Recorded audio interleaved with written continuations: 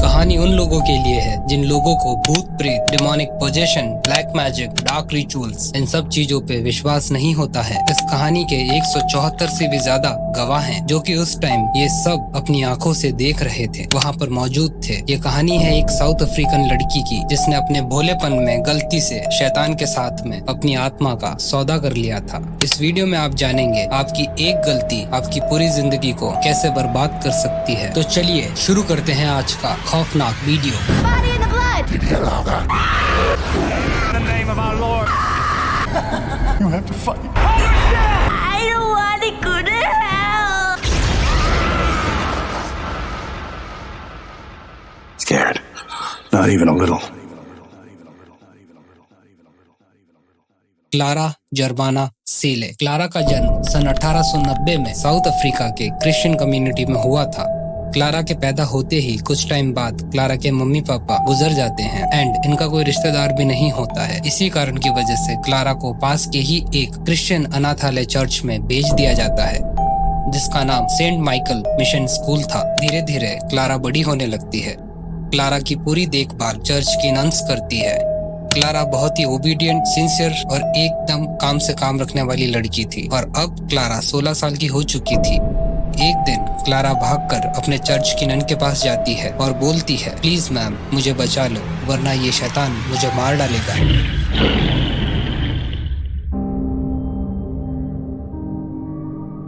None बोलती है, ये कैसी बातें कर रही हो तुम क्लारा, ऐसा कुछ नहीं होता है इस दुनिया में। इस दुनिया में सिर्फ गॉड है, तुम उनकी प्रे किया करो, ये सब फालतू की बातों पे ध्यान मत दिया करो। तब क्लारा बोलती है, मैम मैं सच कह रही हूँ, मैंने एक शैतान के साथ में डील करी है और अब उसने मुझ पे कब्जा कर लिया है, वो मुझे मारे इससे पहले आप फादर को कहकर मुझे बचा लो। नन को क्लारा की बात सुनकर हंसी आने लगती है। ऑब्वियसली कोई भी ये बात सुनकर हंसेगा ही कि मैंने शैतान के साथ में डील करी है। किसी को भी विश्वास नहीं होगा इन बातों पे, पर आगे जो होने वाला था वो उस नन ने कभी अपने सपने में भी नहीं सोचा होगा। क्लारा की बातें सुनकर नन बोलती है, what are you talking my child, ऐसा कुछ नहीं होता है और रात बहुत हो गई है, तुम अपने रूम में जाकर सो जाओ। क्लारा की बातें नन ने नहीं सुनी और वो उसकी बातों को अवॉइड करके वहाँ से चली गई। कुछ समय बाद क्लारा के बिहेवियर में चेंजेस आने लगते हैं। क्लारा अब धीरे धीरे एग्रेसिव होने लग जाती है और साथ में गॉड से भी दूर होने लग जाती है। उसको बाइबल की बातें अच्छी नहीं लगती थी। किसी भी भगवान या गॉड की बातें सुनकर बहुत ज्यादा एग्रेसिव हो जाती थी। चर्च की प्रेयर्स में भी नहीं जाती थी। अकेली गुमसुम रहती थी। किसी से बात नहीं करती थी। कोई कुछ बोले तो जवाब नहीं देना, अजीब सी आंखों का एक्सप्रेशन देना। बिल्कुल पूजा पाठ से दूर हो चुकी थी क्लारा। क्लारा का ऑरा अब पूरी तरह से डेमोनिक हो चुका था। क्लारा के इस बिहेवियर में चेंजेस सबसे पहले वो ही नन नोटिस करती है जिसके पास क्लारा ने अपनी बात बताई थी। अब नन को क्लारा पे शक होने लगता है। वो क्लारा पे नजर रखने लगती है।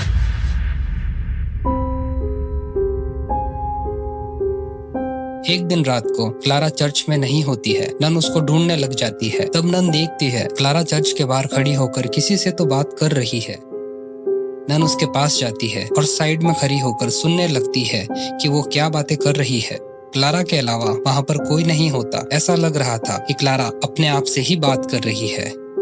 क्लारा बोलती है, तुमने मेरे साथ में चीटिंग करी है। तुमने मुझे बोला था कि तुम मुझे हर वो चीज दोगे जिसके लिए लोग तरसते हैं। तुम मुझे ऐसी पावर्स दोगे जो आम लोगों के पास नहीं होती है। मेरी जिंदगी को इतना अच्छा बना दोगे, मुझे किसी चीज के लिए कुछ सोचना नहीं पड़ेगा।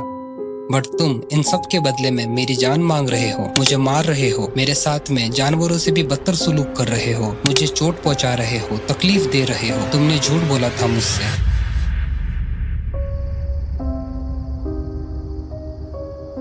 ये सब सुनकर नन के होश उड़ जाते हैं। नन को अब इतना तो समझ में आ गया था कि क्लारा अब बहुत बड़ी मुसीबत में फंस चुकी है, पर तब भी वो वहाँ खड़े होकर क्लारा की बातें सुन रही थी। ये सब बातें होने के बाद क्लारा झटके से नीचे गिर जाती है जमीन पे। थोड़ी देर बाद नन क्लारा को उठाकर चर्च में ले आती है और अपने रूम में सुला देती है। कहा जाता है क्लारा के पास में ऐसी पावर्स आ गई थी जिससे वो किसी का भी पास्ट या फ्यूचर बता सकती थी। बहुत सारी लैंग्वेज में बात कर सकती थी जो कि कभी उसने कहीं से नहीं सीखी थी। टेलीपोर्टेशन कर सकती थी, मतलब बिना किसी चीज को हाथ लगाए, बिना छुए एक जगह से दूसरी जगह रख सकती थी। इन सब चीजों के बीच में अब दिन आता है 11 सितंबर 1906 की रात का।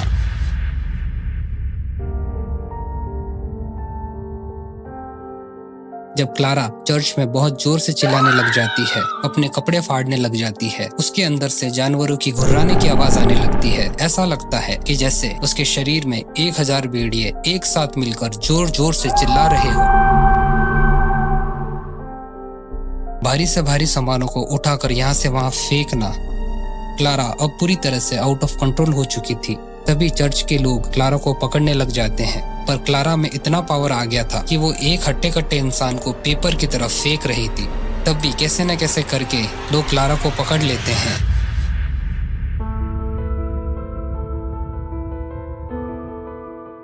क्लारा बहुत गंदी तरीके से छटपटाने लग जाती है, छूटने की कोशिश करती है, भागने की कोशिश करती है, बट वो अपने आप को छुड़ा नहीं पा रही थी। या यूं कहें कि उसके अंदर जो डीमन था वो क्लारा की बॉडी को उन लोगों से छुड़ा नहीं पा रहा था, क्योंकि क्लारा को किसी 3-4 लोगों ने नहीं पकड़ रखा था, बल्कि उसको उस टाइम 25 से 30 लोगों ने पकड़ रखा था। अब आप खुद सोच के देखो किस लेवल का पावर था उस टाइम क्लारा के शरीर में।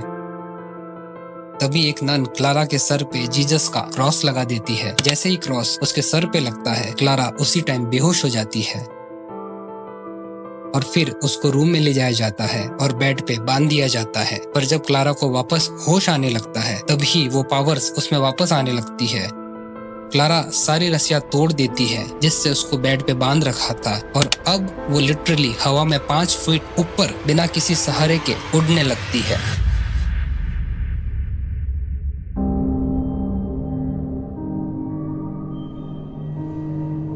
ये मंजर देखकर वहाँ पे खड़े सभी लोग डर जाते हैं। लिटरली उन सब के हाथ पांव सुन पड़ जाते हैं। उनका दिमाग काम करना बंद कर देता है कि कोई लड़की बिना किसी सहारे के हवा में 5 फीट कैसे उठ सकती है, कैसे वो बिना किसी के सहारे हवा में इस तरीके से लटक सकती है।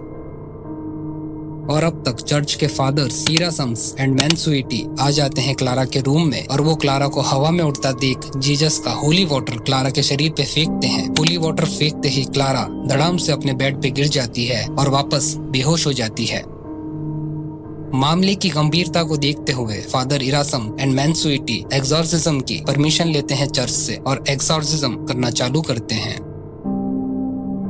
कहा जाता है कि क्लारा के अंदर जो डीमन था वो इतना पावरफुल था कि चर्च की कोई भी शक्ति उसको नहीं हरा सकती थी। पर इस दुनिया में भगवान से बड़ा कुछ नहीं होता है। कैसी भी शैतानी शक्ति हो, उसको भगवान के आगे झुकना ही पड़ता है। जब एक्सॉर्सिज्म चालू किया जाता है तब क्लारा के अंदर का डीमन बहुत ज्यादा एग्रेसिव हो जाता है। क्लारा ने एक नन के हाथ पे जोर से काट खा लिया था, जिसने क्लारा को पकड़ रखा था एक्सॉर्सिज्म के टाइम पे।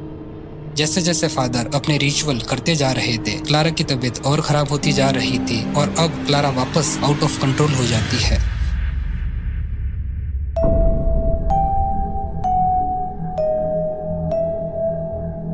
क्लारा के अंदर का डीमन इतना पावरफुल था कि वो चलते एक्सॉर्सिज्म में फादर इरासम के गले में जो स्कार्फ था उसको पकड़कर फादर इरासम के गले को जोर जोर से घोटने लग जाता है। ये देखकर फादर मैनसुएटी क्लारा के ऊपर वापस से होली वाटर फेंकते हैं और जीसस का क्रॉस दिखाकर उसको पीछे हटने को बोलते हैं। पर क्लारा फादर इरासम को नहीं छोड़ती है। वो पूरे जोर से फादर इरासम्स का गला दबा रही होती है। तभी फादर मैनसुएटी जोर जोर से बाइबल के मंत्र पढ़ने लग जाते हैं और साथ में होली वाटर का छिड़काव क्लारा की बॉडी पर करने लग जाते हैं। तभी थोड़ी देर बाद क्लारा वापस बेहोश हो जाती है। जितनी बार भी होली वाटर क्लारा के शरीर पे फेंका जाता था, उतनी बार ही क्लारा की चमड़ी उस जगह से पूरी तरह से जल जाती थी।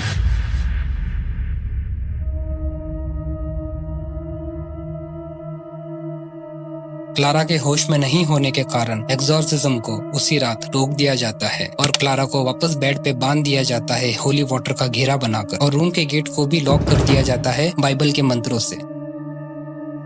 क्लारा की हालत अब पूरी तरह से अधमरी हो चुकी थी। उसके शरीर में कोई जान नहीं बची थी। मुंह पूरा सूख कर काला पड़ने लग गया था। आंखें पूरी अंदर धंस चुकी थी। पूरा शरीर अकड़ गया था। अगले दिन सुबह 174 लोगों के सामने एक्सॉर्सिज्म को वापस स्टार्ट किया जाता है क्लारा के शरीर में से डीमन को निकालने के लिए। चर्च के फादर्स एक्सॉर्सिज्म के टाइम पे डीमन को बोलते हैं, तुझे इसका शरीर छोड़ना पड़ेगा, छोड़ दे इसकी बॉडी को, तेरी शक्तियां गॉड से ज्यादा नहीं हैं। और ऐसा कहकर वो बाइबल के मंत्र पढ़ने लग जाते हैं और होली वाटर का छिड़काव बार बार उसकी बॉडी पर करते रहते हैं कि तभी एकदम से वापस क्लारा हवा में 5 फीट ऊपर उठ जाती है बिना किसी सहारे के और लेविटेट करने लगती है।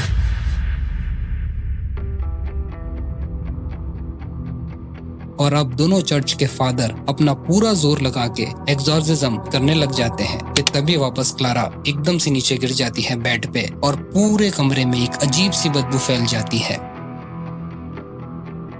अब थोड़ी देर बाद क्लारा को वापस होश आता है। क्लारा अब बिल्कुल नॉर्मल हो चुकी थी, उसके शरीर से डिमन निकल चुका था। एग्जॉर्सिज्म पूरा सक्सेसफुल रहता है।